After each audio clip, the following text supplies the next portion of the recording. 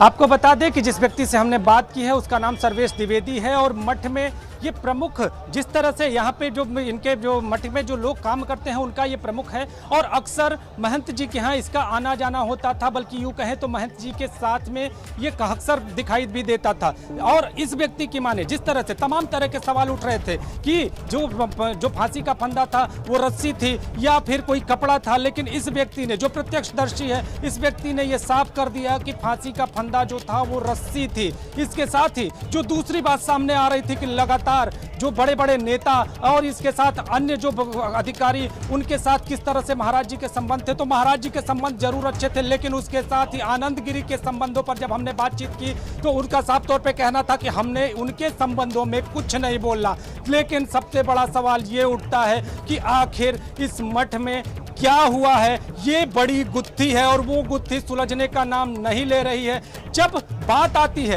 आती है सवाल की, तो सवाल सुनते ही जो जवाब है वो बदल दिया जाता है और इसके साथ ही जो डिटेल है वो दे दिया जाता है, लेकिन फिर भी सवाल वहीं आकर रहकर हो जाता है कि आखिर इस मौत का रहस्य क्या है। जिस तरह से जो यहाँ के शिष्यों का जो मुख्य व्यक्ति है वो ये कह रहा है कि ये आत्महत्या ही है। आखिर जब वो आत्महत्या है वो पूरी तरह से बता रहा है कि ये आत्महत्या कहीं कोई कमरे में नहीं पहुंच सकता, कहीं कोई वहां पर जाने आने की जगह भी नहीं है। और इसके बाद भी इस तरह की जो अनसुलझी गुत्थियां सामने आ रही हैं, चूंकि प्रशासनिक जो टीम है वो भी अपने अपने तरीके से काम कर रही है। प्रशासनिक टीम कई बिंदुओं पर काम कर रही है। प्रशासनिक टीम लगातार अन्य जगहों पर देख रही है और कई लोगों से पूछताछ भी कर रही है। तो प्रशासन का अगर दायरा देखें तो प्रशासन कई मुद्दों पर बातचीत के साथ भी इस गुत्थी को सुलझाने का प्रयास कर रहा है, लेकिन इसके इतर मठ से जुड़े हुए लोग इस पूरे मामले पर, आप देखिए, ये देखिए, आप देखिए सामने आपके दिखाई देगा एक व्यक्ति जो बेहोश हो गया है, वो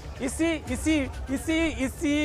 मठ का सदस्य है। आप देखिए, जी, आप देखिए, ये बिल्कुल देखिए सामने कैमरे के सामने ये व्यक्ति बेहोश हो गया है और इसको लोग लेके बाहर भागते हुए, आप देखिए, ये सदमा बर्दाश्त नहीं कर सका है और इस व्यक्ति की तबीयत खराब हो गई है और अब मठ से इस व्यक्ति को बाहर लाया जा रहा है। पीछे डॉक्टरों की टीम भी, आप देखिए, डॉक्टर भी पीछे से जल्दी जल्दी इसको लेके बाहर निकलते हुए। और ये व्यक्ति जो मिलने गए थे मठ में, जो महंत के पार्थिव शरीर को देखने गए थे, और इस व्यक्ति की तबीयत खराब हो गई है और इसको लेकर अब अस्पताल की ओर जाया जा रहा है। बाहर देखिए एम्बुलेंस मंगा ली गई है और पीछे डॉक्टरों की टीम है, लगातार इस व्यक्ति को लेकर वहां पर जा रही है। तो राजेंद्र जी, जो हम बातचीत कर रहे थे कि जब सवालों की बात आती है तो इस मठ से जुड़ा हुआ हर व्यक्ति उन सवालों को टालता हुआ नजर आता है, लेकिन आपको बता दें कि ये मठ बहुत सारे सवालों से उलझा हुआ है। यहाँ पर संपत्ति विवाद कोई किसी से छुपा नहीं है, पहले भी ये विवाद सामने आते थे और आज ये विवाद इस मठ के महंत की मौत के तौर पर आए हैं। हालांकि अभी तक इसे आत्महत्या बताया जा रहा है, लेकिन